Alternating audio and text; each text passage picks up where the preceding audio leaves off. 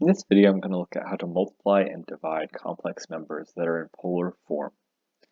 So let's start by defining a complex number in polar form. Let's take z1 to be equal to r1. Remember, that's called the modulus, times cosine theta 1. That is called the argument, plus I sine theta 1. So we have our modulus out front and our angle inside of our cosine and sine. The sine always has the I attached. Let's define z2 to be the exact same thing, but this time I've just changed all my subscripts to 2's.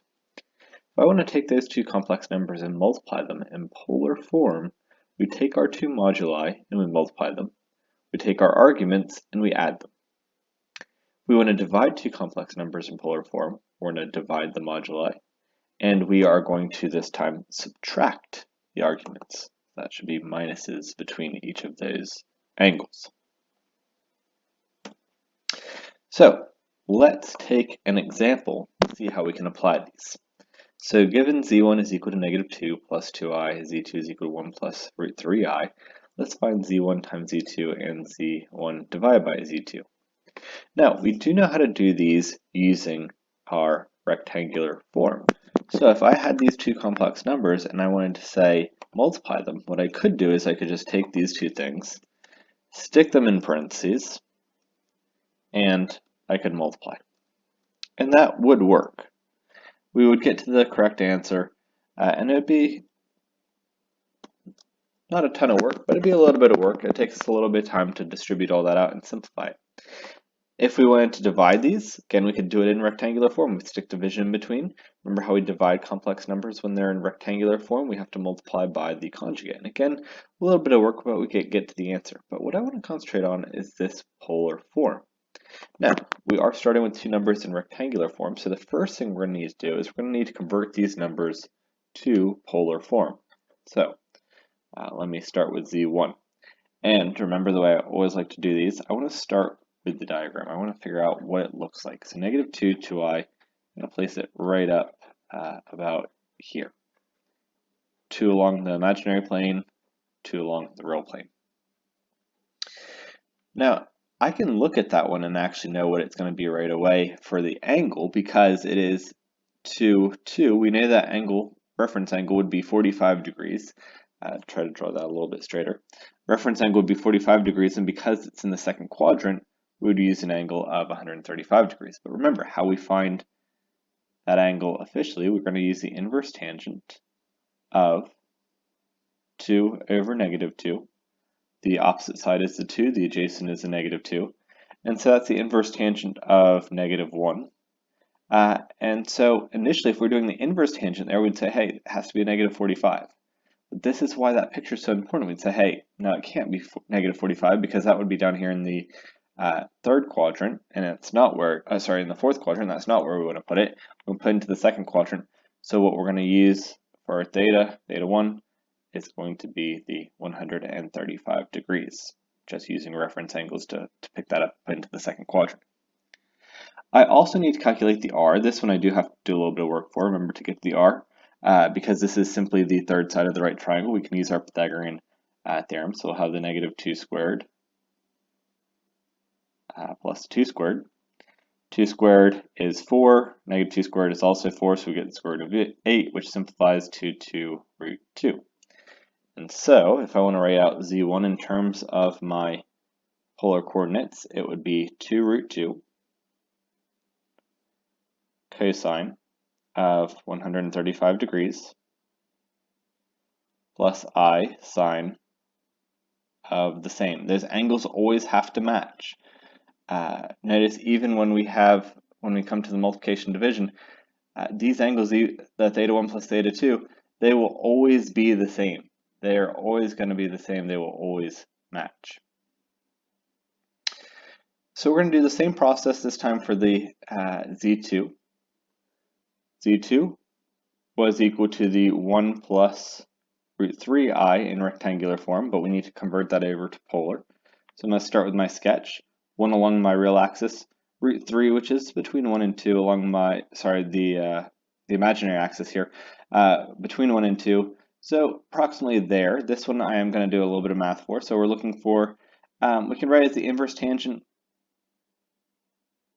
we could have just defined it as tangent, doesn't matter, because this is an exact value. We're looking for the inverse tangent of the opposite, which is root 3, over the adjacent of 1.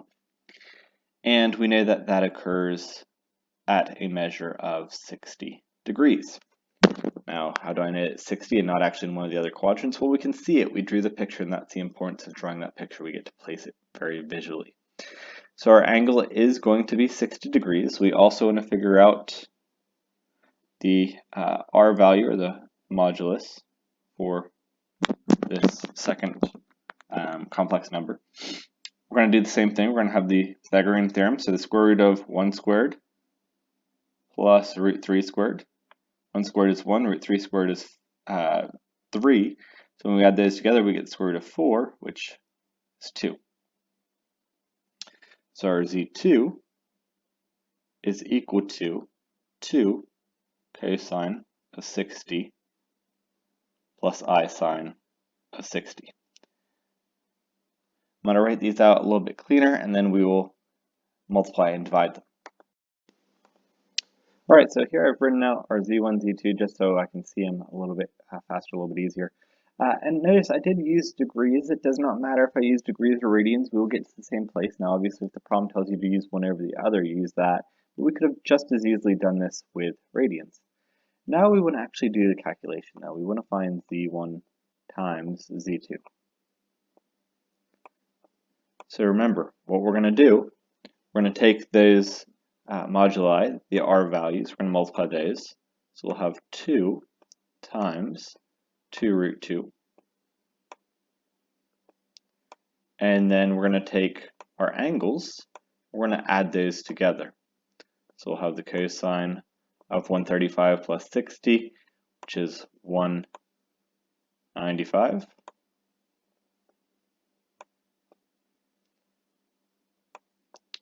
And we're going to add that to I sine of the same.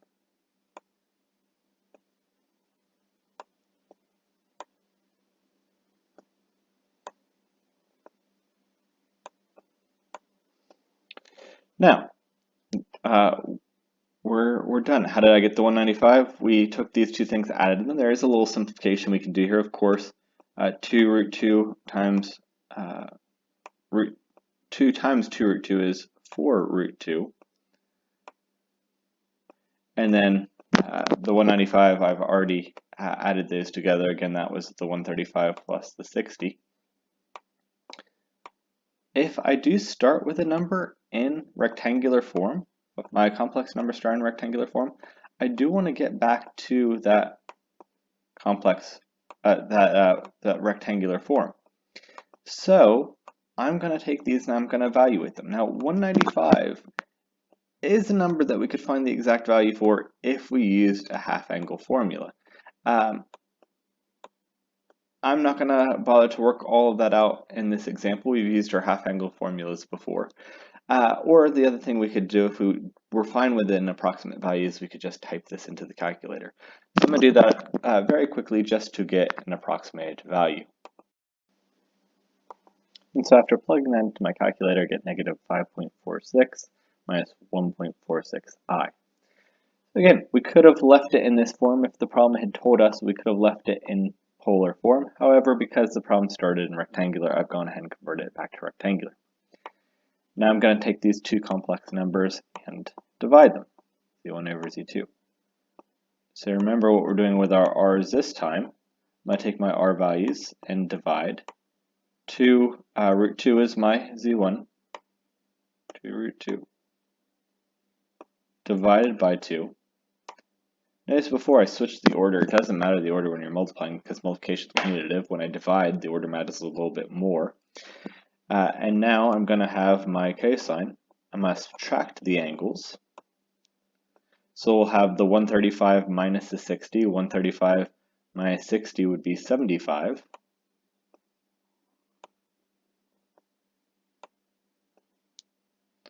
And the sine has to give us the exact same thing. So we'll have sine of 75. Just like before, I could simplify this, and I can simplify by canceling out the 2's. I could leave this if the problem tells me to leave it in polar form, but I do want to convert it over to rectangular form because that's what we started with. So I'm going to plug this into my calculator. And so when I plug this into the calculator, I get 0.37 plus 1.37i. And that would be our rectangular form.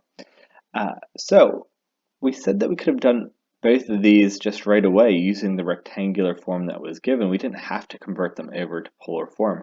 I would argue that it's faster to work with polar form once we're there. This is a very simple calculation. We were done basically in just one step. We had to simplify the 2's, we had to simplify the 2's here, and we were done.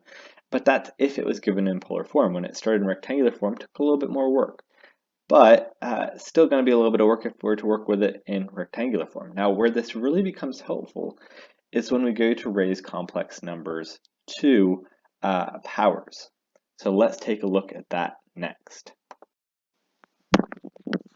We're going to look at Demas theorem, and in particular, this is Demas theorem for raising complex numbers to powers. Demas had a second theorem that allowed us to find complex roots, and we'll see that in another video. So Demas theorem for raising complex numbers to powers. When in polar form, let z equal r cosine theta plus I sine theta. If we want to find z to the n, we raise the r to the n, and we multiply the angles, the arguments, by the n. We think about how that compares to the multiplication formula. It should make complete sense. What we're doing now is we're multiplying a complex number to itself n times. So we can use this multiplication or division formula as many times as we want. We're concentrating on the multiplication because we know exponents are just multiplication by n times if we have an exponent of n. So what we're doing is we're taking that complex number with a modulus of r, we're multiplying it by itself n times, meaning we're multiplying those moduli n times. Raising it to the n power. And then we are taking the angle and we're adding it to itself n times over. So that's where we get the n theta from. Again, z to the n is equal to r to the n cosine n theta plus I sine n theta. So let's take an example of this. Given z is equal to 1 minus I, let's find z to the fifth. Now what we said about the multiplication division, we said if something starts in rectangular form, it might be easier just to work within rectangular form. We could do it pretty easily, but think about raising this to the fifth power. That'd be saying take 1 minus I, multiply itself by itself 5 times over. That's more work than I want to do right now. So Demas theorem is going to make this much easier for me, but the first thing I do need to do is put this into polar form. So I'm going to start with my sketch. I'm going to move to the right by 1, I'm going to move down by 1, and this is another one of those we can view the angle without really any work here. Because it has moved exactly as much to the right as it has moved down, I know it has to be based around a 45-degree angle. It has gone down, so we could use a negative 45. Could also use the 315. Or we could also use the radian measure. And so because I worked with degrees before, let me use, this time, radian measure. We know that 315 is the same as 7 pi over 4. It makes no difference. I'm just going to do it using radians to show that it does not matter which method we would like to use, or which the degree measure, the angular measurements we would like to use. Now my r is going to take just a slight bit of work. We're going to use Pythagorean theorem, so we're going to have the square root of negative 1 squared plus the 1 squared. 1 squared, of course, being just 1, so we're going to get the square root of 2.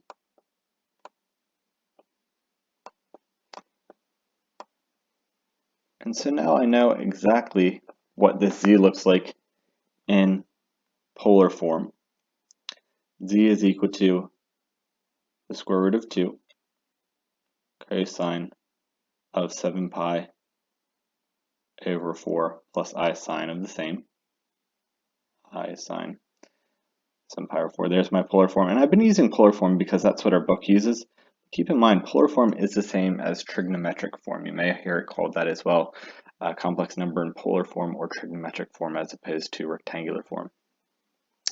Now we want to find z to the fifth. So what that tells me I'm going to do is I'm going to take the square root of 2.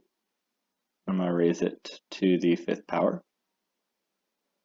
I'm going to take my angle, the 7 pi over 4, and I'm going to multiply it by 5.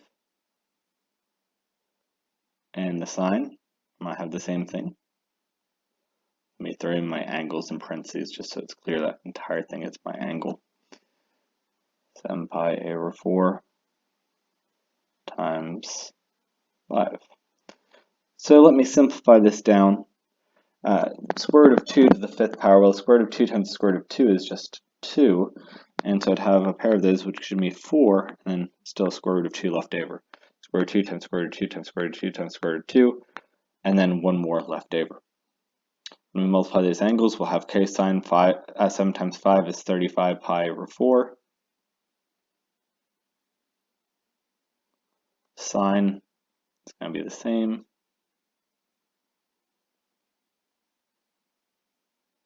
.35 pi over 4. Now, 35 pi over 4, that is an exact value that we can calculate. Anytime we have a pi over 4, we know that that is a unit circle value that we can figure out. Now, this one is greater than 2 pi, so I'm going to start by figuring out, well, what is the coterminal angle? And so we could subtract 8 pi over 4 a bunch of times, or we could figure out, hey, 8 goes into 35 4 times with the remainder of 3. So this will be the same as cosine of 3 pi over 4. And 3 pi over 4, reference angle is pi over 4, 3 pi over 4 being the coterminal angle, pi over 4 being the reference angle. And 3 pi over 4 would be in the second quadrant, so we know the sine is going to be positive, the cosine will be a negative. And in both cases, that's a 3. Sine, cosine for a pi over 4 give us the same thing, it's root 2 over 2. So we have our 4 root 2 sitting in front. Cosine of 3 pi over 4 is a negative root 2 over 2. Sine is going to be a positive, and that still has the I attached. When I multiply these out, 4 root 2 times root 2 would give me a negative 4 times 2, which is 8 over 2. And 4 root 2 times positive root 2 will give me an 8 over 2. That'll have my I attached. That simplifies to negative 4 plus 4i. And that would be back to my rectangular form. So, unlike simply with multiplication and division, where we could work with it very easily in rectangular form, polar form still being a little bit easier, when we're raising complex numbers to powers, that would have really taken a lot of work to do in rectangular form. Even though it takes a little bit of work to convert over to polar form, we would get to the answer much faster than we would have otherwise.